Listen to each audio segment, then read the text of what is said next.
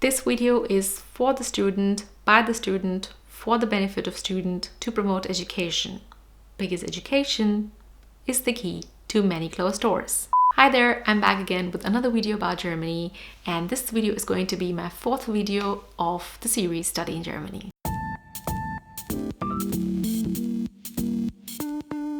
Costs of living, costs of food, costs of accommodation are different things that are essential and are important to know before you apply for any country, especially when it comes to Germany, where certain things like the TV tax, kind of TV tax, and health insurance that are mandatory. You need to be very careful before you manage your expense. From my personal experience of studying in Germany and living in Germany for so many years, I divide expense list into 5 major categories: university, food, accommodation, health insurance, and miscellaneous. When it comes to university expenses, there are 2 things that are very important: fee of your education and the semester fee. Now, fee for education or education fee, whatever you call it, is optional, and it depends on which university or college or state you are applying to. As I talked about in my previous videos, depending upon whether the university is private, public funded, or in which state the university is, or what is the course you're applying to, you might have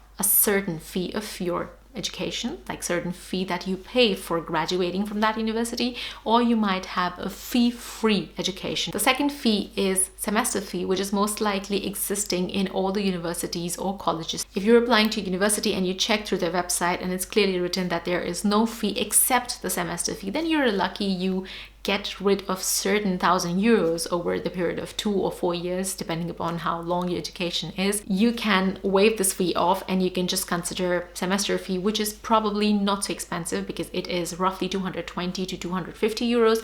And this is also not per month. It's a semester fee as the name. So you will end up paying in a year around 450 to 500 euros. Another category is the food category, and it depends on 2 main things. 1, the city you are living in. 2, you. The city you're living definitely has an influence. If you're living in a big town like Munich or Berlin, it might be possible that you have a bit higher expenses than compared to tiny towns that you are living in. Depending upon the supermarkets, the food might be bit expensive in big towns. The second thing is you. I know my friends who told me that their per month food expense was like 200 to 400 euros, and there are friends who told me their per month food expenses were like 600 euros. Now, it depends on you, because it depends how often you go out in a restaurant to eat, how often you party, what kind of drinks you prefer to drink. I, for example, liked drinking basic things like milk, and I was also drinking water from taps because that is absolutely safe to do in Germany. But my other friends basically did not like to drink water from taps, so they actually chose to drink water from bottles. They bought water bottles. They drank beer, they drank different juices, which I was perhaps not doing because I also don't like to drink juices. I also was not going often to restaurants because I'm not a person who would often go to a restaurant. Even now, I don't go often to restaurant. I prefer going to grocery store, cooking fresh and eating fresh at home. So it depends a lot on you and your lifestyle, what your food expenses could be. The third category is accommodation. And again, like food, it depends on 2 main things: the city and you. Bigger cities, of course, tend to have apartments or accommodations that are expensive than the towns or the villages, especially if you want to live in the center of the town, like in the city center or close to city center. It's of course more expensive. If you want to live in a city, you have to calculate probably 2-3 euros more per square meter than offered or charged in a town or a village. Secondly, it depends on you, because you might want to look for a student apartment that are typically cheaper than private apartments. And when it comes to private apartments, the question is whether you want to live in shared private apartment or like your own private apartment. Shared private apartment is definitely cheaper because you divide the costs irrespective of whether it's water, heating, or gas, or anything else. And if you're living in a private apartment, even if it's a tiny apartment, you have to take care of all the other additional items and costs on your own. The fourth thing is the health insurance, and that is one individual point on its own, because health insurance really is very, very expensive and is very essential, and at the same time it's mandatory. You cannot run from health insurance in Germany, irrespective of you're a student or you're working, family, no family, kids, no kids. You have to pay health insurance. So this is one expense that you must consider in your expense list. You might have flexible food price, accommodation price. You can also check universities according to which course you're studying and where you're going, what state you're going, but health insurance is there forever. Last point brings us to miscellaneous, which encompasses 2-3 points like TV, internet, and phone.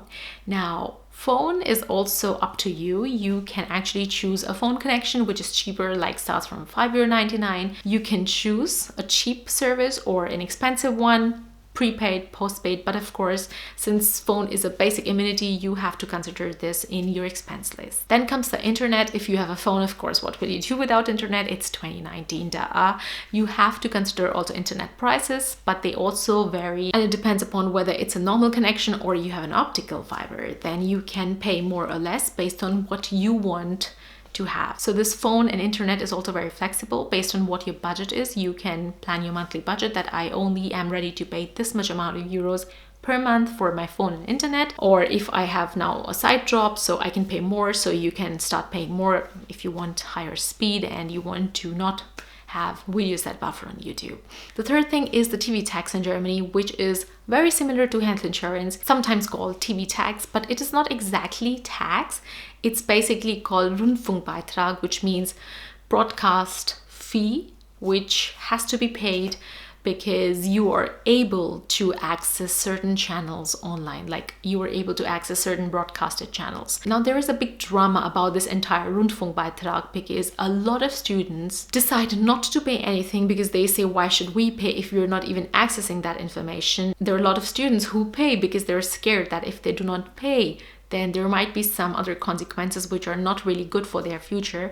And I am somebody who belongs to the second category, not for the reason that there might be consequences. Of course, there will be consequences if you do not pay the Rundfunkbeitrag. And one of the consequences that if you do not pay for the first 2 years and if you're still living in Germany, they will somewhere find your address because you're registered at the city center and you have to then later pay hundreds of euros because the fee that you were supposed to pay per month has to be now paid for 24 months or 36 months, depending upon how long did you not pay it. Even if you do not have a television or a radio and you do not access to those channels, the fee is basically charged because you are capable of accessing it. And now if you access or not, it's up to you.